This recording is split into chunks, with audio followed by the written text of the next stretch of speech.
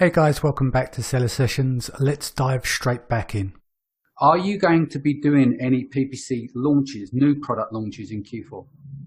Yeah, I'm sure. I mean, Yeah. when you work with bigger, they're just aggressive. Like Yeah. every month there's something new, right? It's just like, let's go, And so, yeah, we'll be doing launches. Kevin, I what do. about yourself? Are you launching anything new in Q4? I don't recommend that people really launch past the first week of November or Yeah. first or second week of November. If I Mm. think you're okay, and in October, I mean, you are going to have to spend a little bit more money launching in October because sales are starting to climb back up in most cases. But October's still okay. Yeah. But once you get into early to mid-November, I would recommend that you if you can, you don't really do a new product launch unless you just have to do it or you have the money and you don't care. Exactly.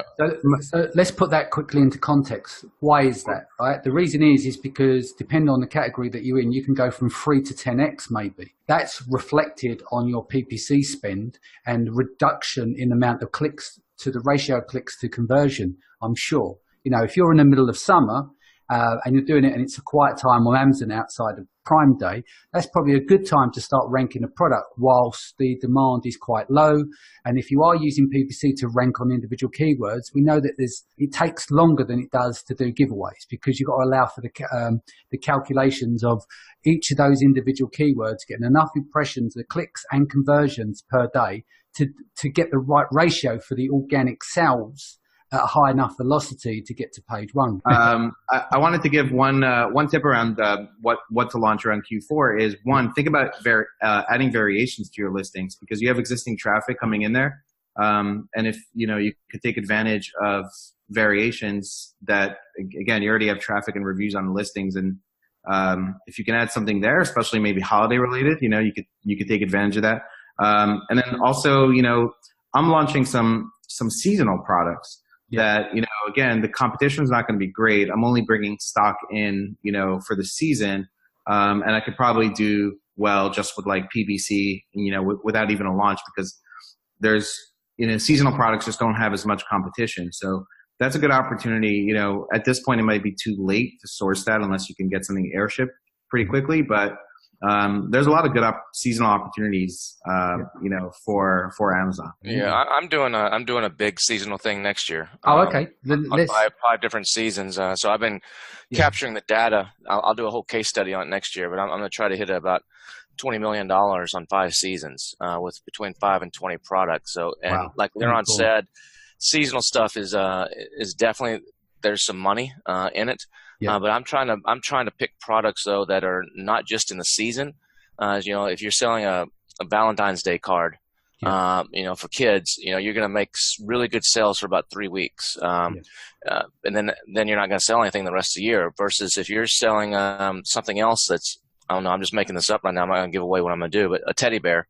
Yeah. You can position that teddy bear as a Valentine's Day teddy bear, and then you can position that teddy bear as an Easter teddy bear or whatever, so that way you leverage your risk, you spread your risk over it. But the seasonal stuff you can use. So what I've been doing is, I'm using Keepa and Camel, and you can go back and you can see when stuff's, or there's other tools, the Viral Launch and the Helium 10s, I think they have this in there too. But you can see when stuff starts to pick up. So you can actually, and you get these 7-day running averages, and you can see where the days are. So if you're going to launch something in the fourth quarter for Christmas, whether it's seasonal or not, you can go and look at your top 5 or 10 competitors. If they've been selling for a year, look at their history last year, and you can start to see when they went from 5 sales a day to 7 to 10 to 15, and you can back yourself up from that, so where you can say, okay, if I'm going to launch something in quarter 4, I need to go right now and see when that starts spiking up, and make sure I'm ahead of that. And you can have great success if you get the week ahead of that. And you go in there and you time your launch perfectly, and you do your 7 or 10 days or whatever, and brand new launch, those 7 to 10 days right before the spike happens, you can ride that wave and stay up there. Yeah. So there's some strategies to it. And the other thing, like what Liran said, is the variation thing. Consider doing bundles. I mean, if you're selling, especially for the holidays, if you got multiple products in the line, if you're selling a beard oil, and that's one variation, and you have another one that's a a different type of beard oil, package them together, a beard oil sampler kit or whatever, and make that a variation in a special box with a bow on it or whatever it may be, or bundle other of your products together. And you might be surprised at how well those do during the holidays. People will buy that stuff. And like he said, also with the coupons or your images, encourage multiple buys. Make it hassle-free. Buy 2 of these. Buy one for your uncle and one for your dad or whatever. Here's a coupon code to save 10% or whatever. And that's the thing where, you might have a product that people don't buy 3 or 4 of, regularly, where maybe during the year it doesn't make sense to have that as your, your second image. But during holiday time, it could very well be that someone's buying that item, as a gift or stocking stuff or whatever it is. And they are going to buy, 4 or 5 of that item. And if you encourage them to do that through that second image where they can really see that promotion there, because, the promotions aren't as visible on a listing when you're doing like buy 2 or, buy this product and that product. You're going to end up selling more units of the product, on the seasonal front. What Kevin's saying is smart. If you have a seasonal type product, try to think about, even if you're not bringing it in right away, try to think about a variation you can add to that for Q1, where you can keep that listing going in the reviews, and then just bring in the seasonal sort of component of variation, every year during that season. So again, going back to Q4, in terms of bidding, okay, a lot of people are going to get aggressive over this period. What would you suggest to people that maybe they're not a 7-figure seller, etc., and they're launching and they've got a small line of products, or they just launched themselves? What would you say is the best way for them to approach this? Yeah, we've always been pretty conservative on kind of the bids, just because everybody else is so aggressive. Obviously, it depends on once the season comes, what the ACOS and things like that will be like after the days or whatever, or however you guys want to monitor it. But yeah, for smaller sellers, I would just be more conservative. We do like 25%, or sometimes, we'll do like double sometimes for some of our bigger clients, but just monitor everything. Make sure you have your targets in place in terms of like target spend and target ACOS. A lot of just general business success, whether it's Amazon or not, is planning. So, figuring out how much you want to spend per day around those time periods, and then on each product. So have it target spend and target ACOS for those products during that time period, and then working with that. So just setting some like good foundations, nailing down some metrics, and working from there. Yep.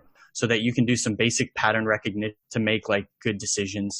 Yes, someone's asking about appending search terms for like Black Friday, Thanksgiving, Cyber Monday, Christmas, etc. How successful are you seeing those campaigns to be, especially with the changes, issues with indexing and stuff? Are you finding that you're creating and uploading a lot of these campaigns and none of them are generating any impressions, or what's been your take on it? For the most part, those don't usually like do a lot of volume. There are some situations where they do well, like it depends on the volume of the product specifically. So we've had some high volume products that did well with seasonal keywords, like really well, like with Father's Day, Mother's Day, things like that.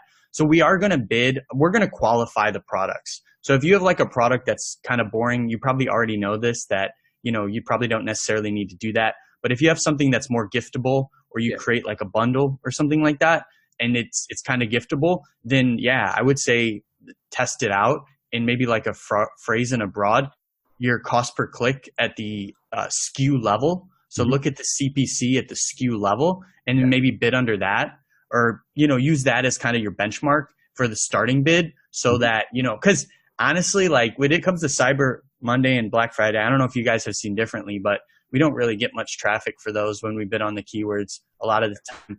Christmas, we did okay for like a few accounts. Mother's Day, Father's Day, but it depends on the products as well. And Mother's Day, Father's Day, I think, seem to work better than I've seen with Christmas, or anything with gift, like family housewarming gifts and stuff. Those seem to work because they work all year round. But it seems that as soon as you get to stuff like Prime Days, and the data that come back is very limited. I've been disappointed with the results that we've seen with them. So it kind of makes me think you want to go through that. It doesn't take us long because we've got technology to append everything and zip them out the door. It's not a problem. Oh, we don't really append them. We don't. We do a mix of appending and non-appending. We mainly are just like looking to. We don't. I know what you're saying, where you append like Cyber Monday, like product plus product. We don't do a ton of appending, just because I feel like, well, at least for us, like appending it is just, it's the search volume is probably going to be almost non-existent. Exactly. And so we just do phrase and broad to allow Amazon to kind of push through that. And dude, I did keyword research like last year. I was looking at like Kwanzaa, Hanukkah. I was doing like everything. I looked up like all these. I even found like this Romanian holiday. Like I was like, I'm just gonna do it. I was like, it could totally bomb. I just like to test a lot of things. So we did. But it depends on the size of your account. If you've got 2,000 SKUs, it's very difficult to do that without technology. You do the appending thing because you take the 80-20 rule from it. Does that make sense? Yeah. I think like Sean is saying, the search volume is not really there. Where you know, Father's Day, big search volume, Mother's Day, big search volume. And then people, I don't know that people are searching like, you know, so much like Christmas or Cyber Monday or Black Friday. They're searching like gifts for him, you know, gifts for boyfriend, gifts for where husband. the search volume is. Yeah, exactly. No, they do search like on Valentine's Day, gifts for her goes to about 1.5 million searches.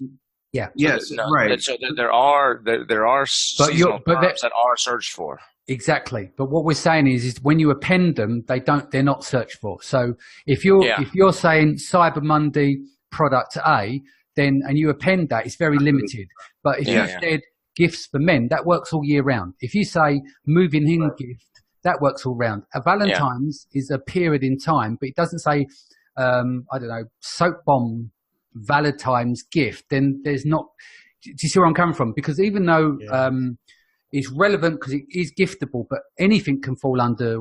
Well, thousands or millions of products can fall under Valentine's gift, can't it? So you can overshoot and spend a lot of money through wastage as well if it's not, you know, falling in. Yeah, we have like we call them like, for some of our higher volume like giftable products, we create like these relationship campaigns where we do like gifts for, and then we like gifts for him, her, like we'll just concatenate like uncle, cousin, you know, grandma. Sometimes we'll do Spanish like abuela, and then things like that. And then like we'll do gifts for, and then we'll do like the opposite. So like dad gift, stuff like that. And we'll just do like concatenates, and then we'll just upload them for like really like high volume giftable stuff for, And match types. You're working on exact, broad phrase, a mix of everything? What's your game? It depends on the type of keyword. Yeah. So if it's like, we segment the search term report based on like, you know, kind of like different data points. So that'll kind of tell us which search term goes where. But like for what we call like better converting search terms, those are our 3 match types and just some more aggressive bids. And then for like what we like deem lower converting through our like data parameters, then those are considered like phrase and broad, and we do them at a lower bid. And we always use the SKUs CPC data as kind of like our benchmark. So we segment it out like what is it? Look, the average CPC by match type by SKU is kind of how we analyze it, and then because we can just crunch it all in like a spreadsheet, and then we use that as kind of like our starting, like our base. And then we just tack on multiples to determine what the starting bids will be. So we do I always do all 3 match types. It depends on the type of keyword, and like its conversion. And then whether or not like it's general. If it's super general, then we want to run it at phrase and broad at like lower bids because we're testing and maybe inch our way up. And then if we do data dumps, we just call them data dumps, where we'll just like take a reverse ASIN, and rather than manually scan it, we just deduplicate it against our existing set and then just pump it into campaigns. We'll do lower bids at like phrase and broad, just to see if we can get some stuff going there. So we can Amazon do that. Kevin, you're a dark horse. You don't talk too much about PPC, but I know you'll probably shit out at it. Is there anything you want to elaborate on there? I mean, the only thing is I don't focus really on ACoS. I mean, a lot of people focus on ACoS. I focus on profitability. Yes. So I'll download everything, and I will actually take a look at. I know my PPC should be somewhere around 20% of my total sales. You know, give or take. Some's going to be less, some's going to be more. Yeah. But I take a look at my advertising spend, not on a strictly sales to what I spend on advertising, but sales to what I spent, total sales to advertising. So, you know, if I'll take a product, and if if it's costing me $15 to make a sale, and I sold 5 products, and one of those was PPC, well, my A cost at $15 on I don't know, say a $30 product is at 50%. I'm fine with that because what I'm doing in my back end is I'm assigning a $3 cost to all 5 sales, even the organic ones, and I'm fine on that. Yeah. So I analyze it from that point of view, so I don't worry about my A cost as much, as because sometimes you can have A cost can be misleading. It's all about profitability, and sometimes a higher A cost can actually lead to more profit exactly versus a lower one. So I think it's a misleading number that too many people, Sean and you guys are experienced, so to dig deeper. But the average person is just looking straight at their A cost, and they're freaking out if it goes over a certain amount. And exactly, I mean, what we done just recently, the dashboards are finished for when we do our monthly audits with our clients. Our dashboard now has all the standard things. So you've got the clicks, you've got the conversions, you've got the ACOS on one side. But then on the other side, it shows the units sold through PPC, the units sold organically, and then it gives you the ratio of the two. So, it might be 20% of your sales come through PPC, the other 80% come through organic. And it shows you the overall profitability across the board. So, for instance, you could have, as an example, a product with 60% ACOS, for instance. So your client might turn around and go, hold on, that's way too high, we can't do this. But then they may look and they've made $3,000 over that month. Even though their ACOS is higher, a big chunk of their sales have come through PPC, but their margin was allowed them to still be able to do that. But if you took away those PPC sales, this could have a knock-on effect to organic ranking on the keywords that they're getting these sales through. So this is why whenever we bring on a client to the agency, ACOS is completely off the table. It's all about return on investment. Exactly. And we've now got a 6-page welcome pack that we give to clients that covers all of this stuff, because we know that the biggest factor when anyone approaches you, like whether you're a client or not, everyone wants to go, right, can you get my ACOS down to X? And I mean, we've had people that says, can you take our ACOS from 40% to 30%? Or it might have been 30 to 20. But even so, I can't remember the exact figure, but we said, yeah, we can do that. But do you mind losing 40% of your sales? And they said, well, what do you mean? It's like, because your sales is taken, most of your quality sales are taken above that ACOS that you targeting. So what happens that people might use VAs in the Philippines to manage their PPC, and they're dialing down and dialing down. So they're getting, oh yeah, we've got this 18% ACOS, and then all their sales are going off the cliff, and they go, well, I'm losing all my rankings, etc. So there's a cause and effect there. And like you said, I always take profit over everything else. Yeah, ACOS is always just the starting point for a bigger analysis. Yes. So that's how I think of it, like ad spend to rev ratio, PPC to organic sales, looking at profit, and then like CPCs, PPC conversion rates. Just, it's like a data tree. It's like ACOS is at the top, and then it's got a bunch of branches, and then you just keep diagnosing and dialing down to figure out where the issue is. And then there might not be an issue, because like Kevin said, if you're making all the profit, well, then there's no issue. Yeah, I mean, Sean and Kevin said, most people have this number, and they do freak out if it gets above the number. I'm trying to understand also that you need to test. There's a lot of testing involved when you're doing PPC, and in order to test, you need to get the data, which is going to essentially cost you money, right? To get the data.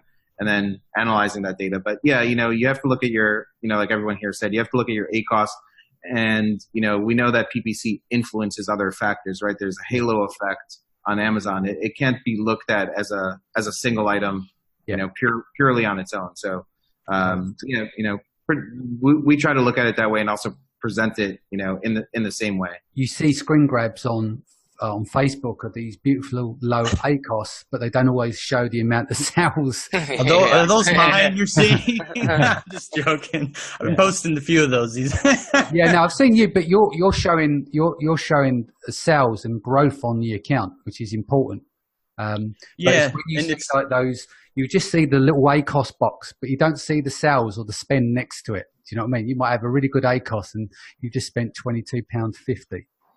Yeah, we always kind of qualify it with it's the target, right? Like that was the target we were aiming for, like certain things like ACOS or sales or whatever it was, whatever our forecasts did on the agency. Yeah. So changing subject slightly, everyone goes mad for these in Q4. Things like lightning deals. Kevin, do you bother with them anymore? I don't do a lot of lightning deals anymore. No, I mean, I will do lightning deals non-seasonal. Yeah. Or if I get a deal for Cyber Monday or or one of those, but I find them hit or miss, and so no, I'm not doing hardly any lightning deals, me personally, anymore. It's just become so cluttered, so crowded, and there's so much. I'm just not doing a whole lot of them anymore. And on the holiday, I will take one if I get a good time on a holiday, but I won't do anything post-holiday where they doing the after Cyber Monday, the Tuesday, Wednesday, Thursday, or after Prime Day, the day after Prime Day. Those are waste of money. Yeah, I'm finding them to be less effective, and I'm being much more picky and choosy on what I do and when I do them. What about these Amazon best deals? Have you seen these? The daily deals? Yeah. Have you done any of those? I just did a daily deal just recently. Yeah. And that did really well. Deal of the day. I got but those you have to be invited to. Yeah. As a third party seller, and I got invited to that, and I had some dead inventory that's been sitting there, hurting my performance score, and just like 500 dog leashes just freaking sitting there that just it's a bad product that I missed the mark on, and I was able to wipe them all out in 3 days. Off a deal of the day. So those, I'll take those. Those. We've got a question from the audience is asking, has anyone done best deals and basically how they work? Yeah, so best deals is different than the deal of the day. So the best deals is basically like a 2-week discount. Yeah. I think you have to discount at least 15%. That's right. Yeah. Also, it's the same kind of thing. Like Kevin said, you have to have a rep in order to get that. In order to get a best deal, you need a rep. So if you have an Amazon rep, or if you're paying for a rep, or if you're in the exclusives program, then you can submit those best deals. It is nice because you do have like a thing on your listing. You do have this thing that will say, with deal. Yeah. So you should see, increased conversions. You will be on the lightning deals page, but you may end up being on page 20 there. So you may not get traffic as a result of that. But if you're getting sessions, then you should see, increased conversions on your listing as a result of it. And what are you seeing in terms of halo effect? Outside of doing giveaways, is because it's not keyword driven. Mm-hmm. What's you seeing any impact? I mean, yeah, I think you do see. I've seen it from and probably Kevin. I can imagine if you did a deal of the day, I've seen a halo effect from a deal of the day. Especially if you're getting a massive amount of sales, reviews are going to come in from that. And you're saying it's not keyword driven, but it is keyword driven. It's just not specifically under your control. Exactly. That's what I meant. We don't have control over the keywords. So right. I've got a screen grab here. It says, "Dear seller, we have a very exciting opportunity." This is what the seller session audience members sent over. We have a very exciting opportunity that can help you grow your US Amazon business by taking part in our deals program. Since you are a global seller, you have exclusive access to best deals that are displayed on the deals page on Amazon for up to 2 weeks. More importantly, you are not charged to running best deals. We simply require a minimum discount of 15% and 3-star rating. That's pretty good. So if you wanted to dump a product that's got poor reviews, then that is a good way to get out of your inventory, I suppose. Because it says here, interesting, it says more reviews, more sales, better search ranking, new customers.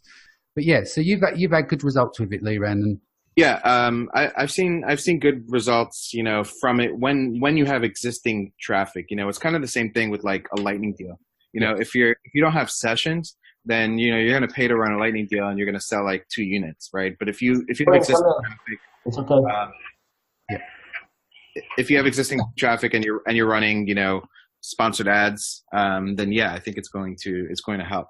Yeah. How do we get reviews in other marketplaces like EU, Japan, etc., multi-language? I don't do that, so I can't give any advice on that. Liran, you're coming to Europe, aren't you, at the moment? What are you Yes. Well, the first thing is, obviously, I mean, if you are having your listings transferred over, like if you're already in the US market, you want to have Amazon transfer over to listings because the reviews will move over with them. Yeah. The downside is that once you get your first review in the new country, then I think those reviews disappear. So that's a benefit where, you know, you want to go to Amazon because Amazon will move over and it'll be the same asyncs, and all the information will transfer over. So you want Amazon to do that for you. You know, otherwise I think it's the same exact thing, you know, same strategies as you're using in the US market or you know, or in any market. It's going to be the same strategies. It's going to be, you know, good follow-up emails, good quality product, using product inserts. Yeah. You know, whatever else you're doing, if, you know, I mentioned before, running Facebook ads to the audience, whatever you're doing that's working in your current market, you want to do that. The bottom line issue is that reviews are not easy. You know, only 1 to 2% of customers actually leave them, and there isn't a magic bullet. You know, there are things you could do to try to, you know, get some increases on your numbers, but, you know, the number one thing you want to do is generate a lot of sales. If you generate a lot of sales, you're going to get reviews. Even initially, if you are doing a giveaway, you know, you might get some reviews from that. They may not stick long term, but, you know, if you're kickstarting a product, you know, then you want those reviews, even if a month later they're going to get wiped. Yeah, because I mean, someone's asking this the other day, and I didn't answer this question, but it was someone else in another group that answered it, and they come up with an interesting one. They said, "Ask your translator." So whoever's doing the translation for your listings, just ask them about their friends and family, which is against terms of service. And someone else also suggested, which I'm not suggesting, of course, is that you go onto Upwork and you can hire someone in that native language, like a student, and see if you can drum up reviews that way. But obviously I didn't say that because that's against terms of service. Kevin, how can people reach you? Oh, they can reach me. Take a look at amzmarketer.com is the best way. amzmarketer.com. Sean, best way to reach you? ppcamsaccelerator.com. Excellent. You sound like a show host there. And Kevin, I see you're appealing to the European audience with the Z. So amazingfreedom.com. Email Liran at amazingfreedom. Or you can find me on Facebook. Amazing Freedom, by the way, with a Z or Z. Works both ways. Yeah. Cool. Guys, thank you for joining us. Gentlemen, thank you for joining us. If this is your first time, don't forget to hit the subscribe button. And I'll see you again in the next few days. Take care.